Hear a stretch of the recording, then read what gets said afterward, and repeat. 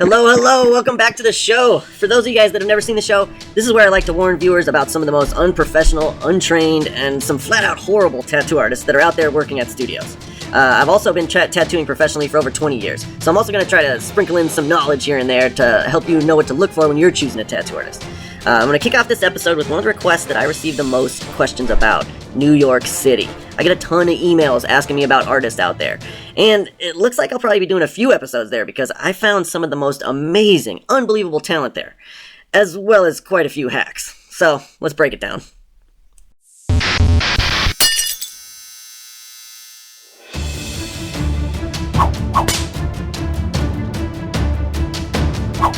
Alright, I saved the worst for first, you guys, and this is Tony. And he works at Tony's Tattoos. And you might have guessed he's the owner. Now, I wish I could tell you his last name, but quite frankly, he doesn't have a website or much information online at all. In fact, most of his Instagram and stuff is just repeat posts, posting the same images over and over again. So I had a hard time finding the information about him. But you can find him on Facebook at Tony's-Tattoos and also on Instagram at Tony's Tattoos New York. He's actually in Westbury, New York. It's east of New York, but not too far. It's pretty close there. There's a lot of studios around this area. A lot of them are questionable. A large percentage of them just do American traditional. And I mean old school American traditional. But, huge red flag here. If you ever go to a studio and the sign looks like some 80s clip art, there's probably a good chance you're not going to find much better artwork inside, you guys. This just cracked me up. This weird cross-eyed looking tiger, leopard, I don't even know. Let's start it off. Oh, surprise, surprise, a weird-ass looking lion. Apparently this lion had its hair combed out really nicely, blow-dried. You can see it's just nice frizzy at the top, real fierce looking. No whiskers to speak of at all. No need for whiskers. Another lion. He's got a lot of these animals, you guys. I'm just going to give you a heads up. There's a lot of really funny-looking animals. But, yeah, this tribal lion, pretty badass-looking design, except for when you zoom in, you can see the tribal is definitely not solidly filled. You can see the white patches there. I don't know what this sort of weird chintzy fade job here is, but just very, very lazy. I think he wanted to make it look like some hair whipping out or hair fading out, but it's just obviously like kind of a lazy afterthought. Again, no whiskers on the lion, though. Let's see another lion. Oh, nope, doesn't get any better. At least this guy has whiskers this time, but just stringy black whiskers. Very lazy, simple way to do it. Yeah, cutting corners. This is an old school flash piece too, by the way. He just blew it up. Usually it's a smaller one, about the size of the palm of your hand, but he blew it up, but did not increase the detail in it at all. Again, this lion has its hair stylized, as you can tell. Somebody combed it, blow dried it out. Not a fan of this tribal in there either. I'm going to keep blowing through these guys. Feel free to pause and check them out on your own, but there's just so many bad ones. I had to include them. This poor guy with this hand tattoo. This lion looks like it was just on a roller coaster. Look at this hair. Just blown out, completely straight everywhere. Just straight-lined hair. And his cheek just sort of becomes the whiskers here. There's no actual whiskers. His cheek just kind of morphs into him there. And you can tell he just does not have a sense for depth or light source or any of that. So it's over and over again, I just saw these weird old school designs. Something strange I saw, though, that kind of confused me is how bright this yellow is. There's a lot of these pieces where the yellow is just real bright. Look at this. Now, it's so bad. And I mean, it almost seems intentionally this bad, right? Look at this eye. So strange. Looks nothing like this eye. Just a weird angle on the face. Strange goatee coming off the bottom there. At least he used white in the whiskers here. You can see he definitely left space for the whiskers, but the orange doesn't actually come up to the whiskers. So there's a lot of just skin gaps in there. So it just looks like a really blurry fade of whiskers there rather than intentionally lined whiskers. Yeah, this is really disappointing. Especially look at how giant this is.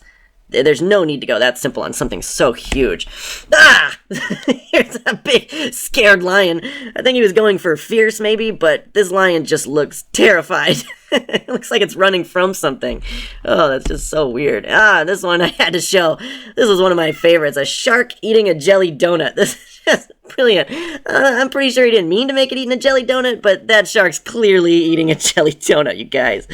Oh, goodness. Oh, man. And this one, just as lazy as hair can get. Now, I'm honestly shocked by so many of these. Like, if you guys really are going to an artist like this, there's a part of me that says you deserve to get a bad tattoo. If you don't take the time to research your artist, and this stuff was right on his Facebook, right on his Instagram, easy to see. If you take 2 seconds to zoom in, you're just going to, as a client, you should just quickly go, no, not looking for that. And so part of me just goes, the people that are willing to go to him kind of deserve to get this work. And I don't know what this wheel of cheese is in the background here, but it damn sure is not a moon. Ugh. Oh, wow, America! This, I know what he was going off of. I've seen these eagles with the American flag sort of reflecting off their face, but again, he's got this bright yellow here, but he didn't fade it with any other tones, so it just looks like a flat yellow beak. The white, very patchy, kind of streaked in there with his liner. Yeah, you can tell he has a real hard time saturating colors. You can see with the red, you can see the outline differentiates from the actual solid fill-in. That's always a red flag. That always lets you know that an artist has trouble saturating their colors, making them nice and bright, when you can see the outline of the same color next to the fill-in of the color. And that's definitely an undesired effect. Artists really try to prevent that, but if you're not a trained artist, you're not going to know how to prevent it. I thought I saw a lot more of these things where there was just like no shading in here, but where the orange and yellow is just super bright over and over again. Yeah, compared to all these weird, crispy, flat leaves, this is just the laziest leaves I've ever seen. Oh my gosh, and he did like just piles of them all around this. But look how bright that yellow and orange is. How's he doing this for an artist who I can tell was not professionally trained? Usually oranges and yellows are difficult for artists to apply and have them look that saturated, that bright.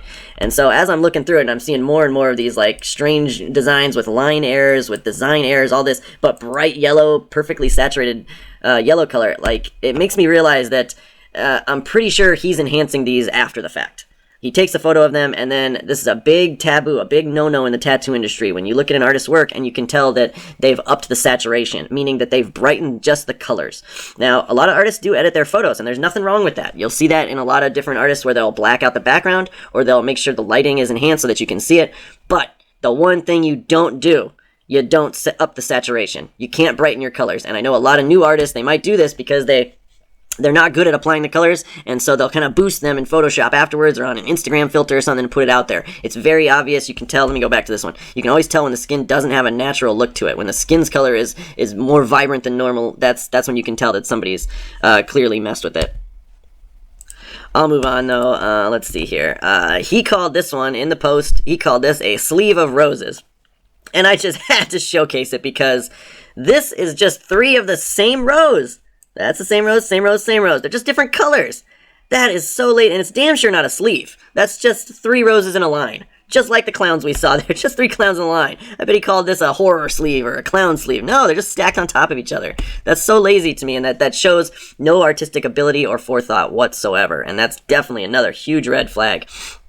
And he also has these roses that you guys have heard me complain about in the past. They have this little nubbin right in the middle, this little clitoris looking thing popping out the middle, and he did this over and over again with his roses too. Little clitoris popping in the middle, wiggly stems. This is probably the exact same one. He just traced these ones on a new person. Oh, here's some more. He did the same thing. Little clitoris in the middle, squiggly petals.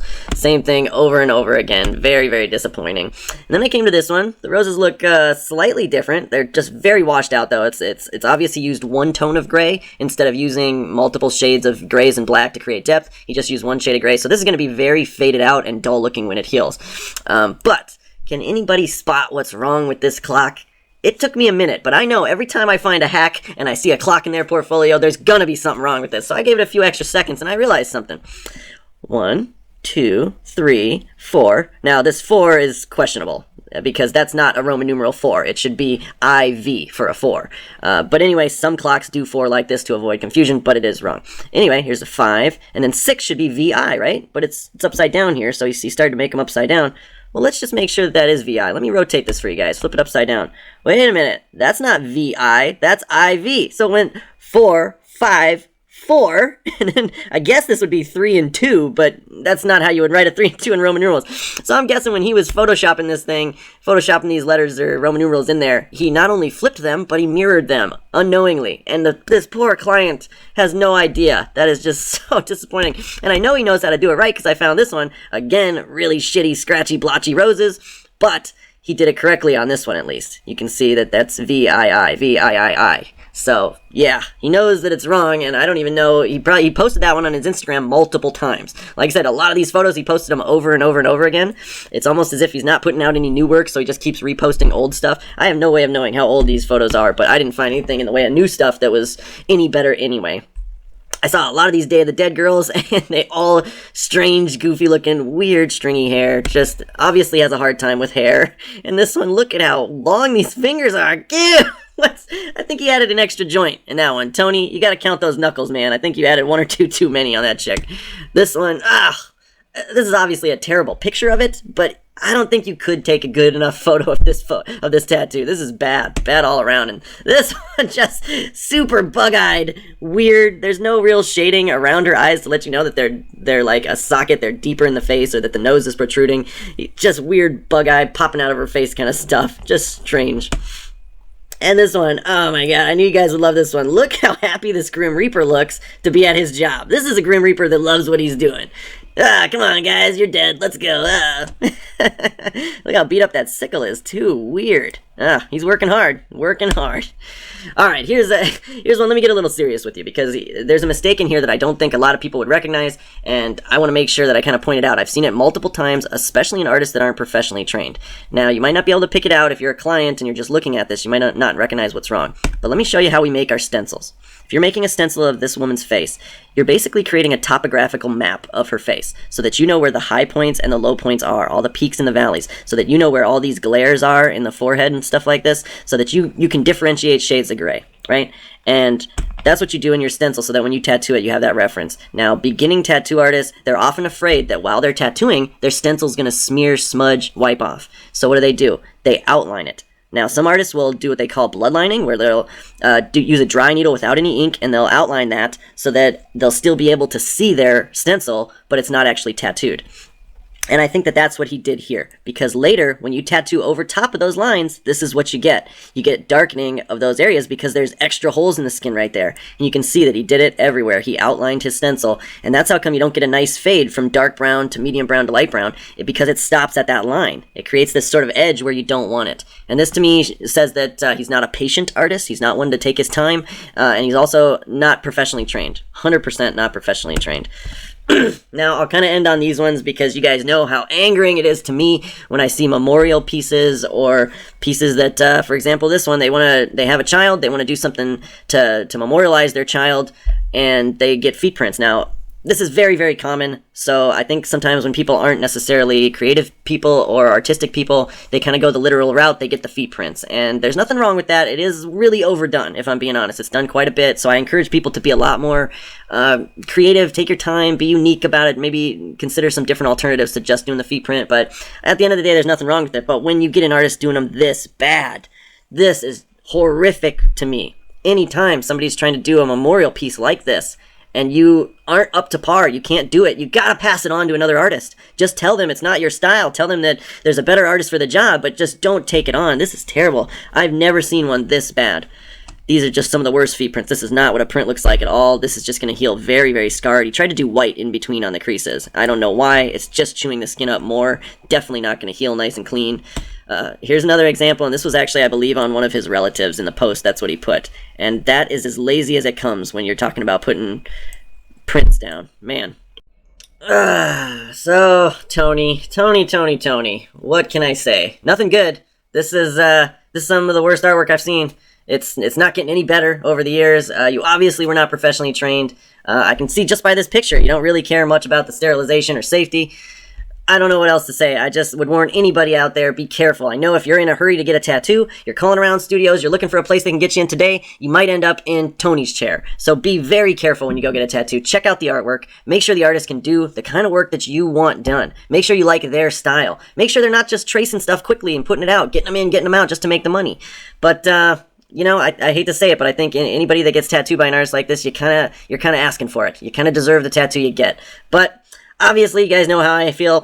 Tony, you're a hack, man. I think at this point, you should just move on. I don't think it's going to get any better. I don't think I can give any advice or help with your application technique or any of that, because at the end of the day, it was the artwork that I didn't like the most. It was just a lot of cheap, lazy designs, a lot of clip art looking stuff, real simply traced stuff. So I think your clients deserve better than that, and I know that you probably could do better than that, but it's obvious after so many years, you're just not gonna. So anyway, go ahead and leave comments down below if you guys want to say something about Tony's artwork. Otherwise, stick around. I want to showcase one of the most iconic studios in New York. Stick around. Hey guys, before I show this next artist, I want to remind everybody that you can definitely help expose a hack. If you know of one that's in your city, just send us a message to the email that's down below. Send their name, the studio, whatever you got, and we'll gladly put them in the show. But don't worry, all submissions are going to be confidential, so have no fear. We're not going to put you on blast for doing a good deed. That's it. Now let's get back to the artwork.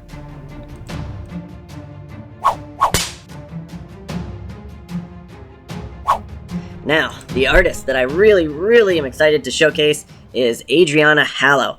She is currently working at Inkology there in New York, but she's a relatively nomadic artist. She's worked at a lot of different studios, a lot of really high-quality studios, but you guys know that in this show, I like to find artists that aren't just good at tattooing. They don't just have good application technique, although that's a plus. I want to find unique styles, unique art types that you're not just going to see over and over again, and she really embodies that, and I'm going to show you what I mean. But first, let's talk about Inkology. You can check them out online, inkologyortgallery.com. Their main page is a little dull, but what you really want is the tattoo artist page. The artists that they showcase there right now, these 5 artists, are all super incredible, mind-blowing stuff. They only have a little bit of it on their website, so a little bit of art from each artist, so definitely go check out each of their Instagrams. They all have their own unique style, but ultimately, I wouldn't recommend any of these artists for versatility, so to speak. They all have a very specific, unique style that they do. Mind-blowing as it is, they're not the kind of artists that you would just go to for anything. You want to make sure you love their artwork specifically because they knock it out of the park when it comes to their style. I feel bad just showcasing one of their artists, but she definitely popped out at me. So let me show you why. Look at this. That looks perfect. Just beautifully perfect. Look at these tiny little leaves. Wow. The attention to detail in there is just phenomenal. Usually when people do portraits of animals in realism, especially color realism, they're going to put like a black background on it. And the reason is because you don't want these soft tones and like that sort of fuzzy effect of the hair to get lost and blended in with the skin's color. So they often put a black backdrop to kind of accentuate that. But what I love about this is you can see each individual fuzzy little hair popping off on the skin there, and it doesn't require that deep black backdrop. And man, is that just beautiful and 3D looking. That's just impeccable work. Here's another one. Different style on this one. I mean, it's absolutely color and it's absolutely realistic, but I don't think she was necessarily going for color realism. It's just its own sort of unique graphic style. I love this artistic swoop in the front. You can tell she spent an equal amount of time, and, you know, this was not just an afterthought. She planned this out ahead of time, and she spent good time making this look really crisp and detailed around there. I just love the look of the eyes, the way she does the eyes, and the wrinkles in the head there. Again, beautiful work with very minimal backdrop, but it doesn't need it. It stands out so perfectly, and it looks like that cat is popping out of her leg. Just amazing. This one is shocking. And, I mean, of course it's a beautiful tattoo. Obviously it's a beautiful tattoo. The thing that blows my mind as a fellow artist is how she individually shaded each one of these scales. Each one of these scales not only looks like it has its own drop shadow, but it has its own reaction to where the light source is coming from. They get lighter in this patch, darker down here.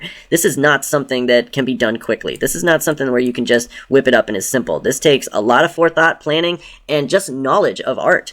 She's a very educated artist, no doubt about it, and a very educated tattooer as well. Her application technique is amazing. She does a lot of this no-line technique where a lot of artists would have the fear that if they're not putting an outline here or they're not putting a background there, that would blend into the skin color again. But she knows her application is good. She knows her tattoos heal well. She's got it down to a science. She doesn't need a dark backdrop for this to look nice in 3D and to stand the test of time. That's a big argument in the industry. A lot of artists believe that things have to have an outline or have to have that sort of black edging to make it look crisp, but I guarantee you she has this application technique down. Her color saturation is down to a T, where she does not need that black backdrop or black outlining to make it look crisp for the long haul. I love that she took the time to texture each of these feathers differently. This is something I saw a lot in Tony's work. If he did any sort of like feathers or repetitive stuff, he did it all the same every time. Same with his roses. They all look the same every time. And you can see that she plans out every one of hers differently, makes them all look unique.